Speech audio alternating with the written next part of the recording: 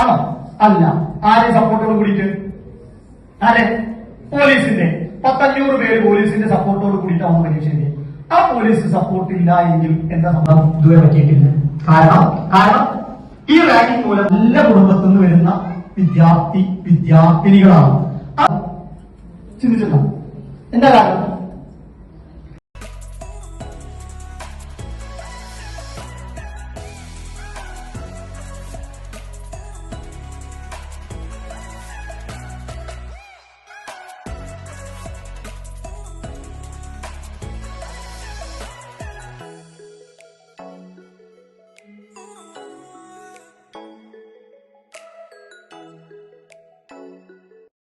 മയക്കുമരുന്ന്